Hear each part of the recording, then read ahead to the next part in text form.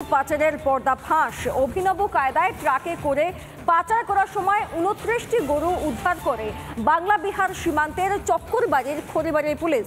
গ্রেফতার দুজনেই দক্ষিণ দিনাজপুরের বাসিন্দা।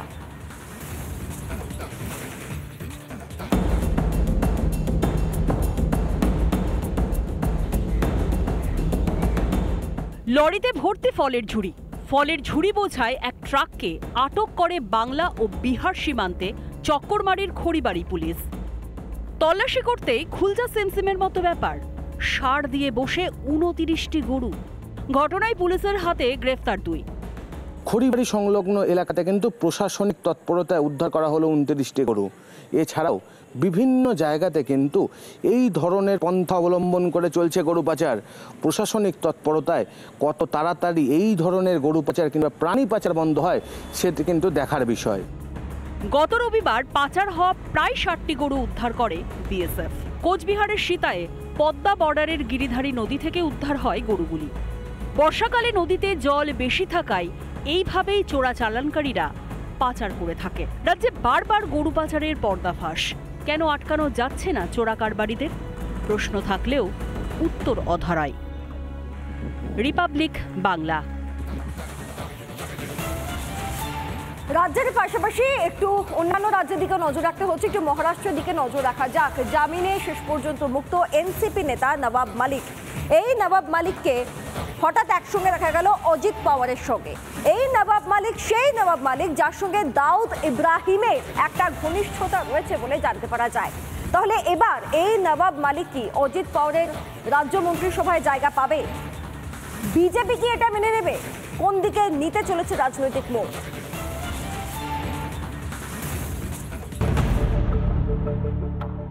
মহারাষ্ট্রে এনসিপির দাপুটে নেতা নবাব মালিক। আন্ডারওয়ার্ল্ড ডন দাউদ ইব্রাহিমের সঙ্গে ঘনিষ্ঠ যোগাযোগের অভিযোগ ওঠে নবাব মালিকের বিরুদ্ধে। শুধু তাই নয়, নবাবের বিরুদ্ধে আর্থিক তছরূপ এবং সন্ত্রাসবাদে অর্থ সাহায্যেরও অভিযোগ ওঠে। সেই নবাব মালিককেই এনসিপিতে স্বাগত জানালেন অজিত পাওয়ার। মঙ্গলবার অজিত পাওয়ারের নেতৃত্বে এনসিপির একটি বৈঠকে দেখা যায় নবাব মালিককে। তাহলে কি রাজ্য মন্ত্রিসভাতেও ফিরতে চলেছেন নবাব মালিক? যদিও বিজেপির আপত্তির কথা জানিয়ে অজিত পাওয়ারকে খোলা চিঠি লিখেছিলেন উপমুখ্যমন্ত্রী দেবেন্দ্র ফডনবিস। আর্থিক তছরূপের অভিযোগে 2022 সালে গ্রেপ্তার হন নবাব মালিক। বর্তমানে তিনি জামিনে মুক্ত। নবাব মালিকের বিরুদ্ধে দাউদ ইব্রাহিমের সঙ্গেও ঘনিষ্ঠ যোগাযোগের অভিযোগ ওঠে।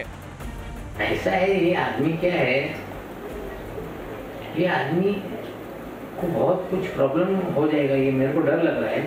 कहीं ये कुछ अपने उसमें वो अलग उसमें ना चला जाए। क्या होता है, ये पागलपन है, ये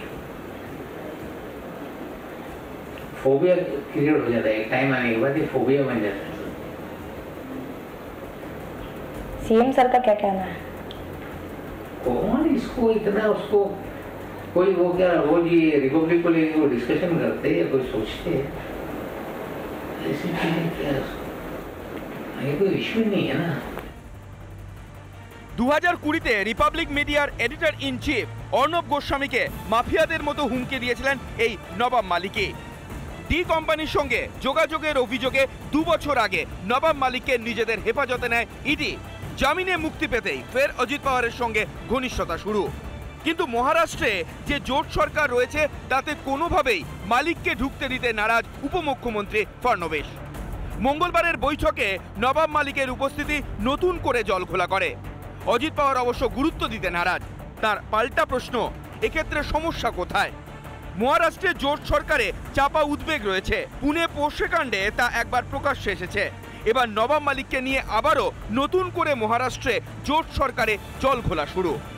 রিপাবলিক বাংলা। এদিকে ছানি কাটাতে গিয়ে দৃষ্টিশক্তি হারিয়ে ইতিমধ্যেই সংবাদ শিরোনামে মেটিয়া বুরুজের সুপার স্পেশালিটি হসপিটাল। আচ্ছা, এখানেই শেষ নয় ওই হাসপাতালের বাস্তব ছবি। হাসপাতাল চত্বরে আবর্জনা এবং রক্তের আকার। আর এত দুরবস্থার পরেও কোনো জবাবদিহি তো দুরস্ত। একজন গ্রুপ বি কর্মীকে পাঠিয়ে নিজেদের দায় সারলেন হাসপাতাল সুপার। এখানে একটা আউটডোরে তো দেখাতে গেলে ডাক্তাররা পেশেন্টকে ছোঁবে না, প্রথম কথা। হ্যাঁ, দেখ একদম হচ্ছে না। দূর থেকে কি হয়েছে আপনার, এই হয়েছে বলে ওষুধ লিখে ছেড়ে যাচ্ছে। নামেই সুপার স্পেশালিটি হাসপাতাল, সুপার কিংবা স্পেশালিটি কোনোটাই মনে হবে না এই হাসপাতালকে। ছানি কাটাতে গিয়ে রোগীদের দৃষ্টিশক্তি হারানোর মতো গুরুতর অভিযোগের মধ্যেই উঠে এলো মেটিয়াবুরুজ সুপার স্পেশালিটি হাসপাতালের অব্যবস্থার ভয়াবহ ছবি। মেটিয়াবুরুজ সুপার স্পেশালিটি হাসপাতাল একদম গাল ভরা নাম রয়েছে, বড় করে ফলক রয়েছে, কিন্তু যে রোগীরা আসবেন বা যাদের পরিজনেরা আসবেন তারা এই হাসপাতালে আদৌ স্বাস্থ্য ফেরাতে এসে স্বাস্থ্যকর পরিবেশটুকু পাচ্ছেন তো? কারণ এই হাসপাতালের যে প্রবেশদ্বার, সেই প্রবেশদ্বার সংলগ্ন গোটা যে এলাকা, গোটা এলাকা অস্বাস্থ্যকর ভাবে রয়েছে। तो उनको ये होना चाहिए ना कि हम साफ करना चाहिए था ना। तो फिर हम लोग को किस जब उनको गंदगी समझ में नहीं आ रहा तो फिर हम लोग को क्यों समझ में आएगा? हम लोग तो आम आदमी है। डॉक्टर लोग को ये चीज का ये अंदाजा होना चाहिए ना कि हम लोगों को होना चाहिए। এখানেই শেষ নয়, করুণ দশা হাসপাতালের ব্লাড ব্যাংকেরও। রক্তের চরম আকাল, রোগীর পরিজনেদের হতাশ হয়ে ফিরে যাওয়াই যেন দস্তুর। পেশেন্টকে এখানে কার্ড করা হয়েছে 1 মাস আগে থেকে, ট্রিটমেন্ট চলছে, এখন বলছে পিজিতে নিয়ে চলে যাও। কেন? ব্লাড নেই। ব্লাড নেই? ছানি কাটাতে গিয়ে দৃষ্টিশক্তি হারিয়েছেন 20 জন রোগী। এমন গুরুতর অভিযোগ যখন উঠছে তখন ন্যূনতম দায়িত্ববোধও দেখা গেল না হাসপাতালের সুপারের তরফে। অব্যবস্থার জবাবদিহি তো দূরের কথা, হাউসকিপিং স্টাফকে পাঠিয়ে দুয়ার থেকেই সাংবাদিক বিদায়ের চেষ্টা সুপারের। বাইরে লেখা রয়েছে সকাল 10টা থেকে বিকেল 5টা অবধি দেখা করার সময়। মিটিং আছে, আমারও কাল হচ্ছে, আমি যাচ্ছি। হ্যাঁ আরে আরে আরে আরে আপনি উত্তর দিয়ে যান, আপনি একটা উত্তর দিয়ে যান। আমি বলছি আপনার পরিচয় একটু বলুন। আপনার পরিচয় শুনুন না, আপনি ওয়েট করুন, আপনি ওয়েট করুন না। আমি কর্মী, হাউসকিপার কর্মী, হাউসকিপিং এর কর্মী। হাউসকিপিং পরিস্থিতি দেখে অনেকেই প্রশ্ন তুলছেন, আদৌ এখানে সাধারণ মানুষ তারা যথাযথভাবে চিকিৎসা পরিষেবাটুকু পাচ্ছেন কি? সেখানে এই হাসপাতাল কর্তৃপক্ষ তারা কি আদৌ দায় এড়াতে পারবেন? প্রশ্ন থাকছেই। ভিডিও জার্নালিস্ট পিনাকি নন্দীর সঙ্গে ভাস্কর বসু, রিপাবলিক বাংলা। রাজ্যে গরু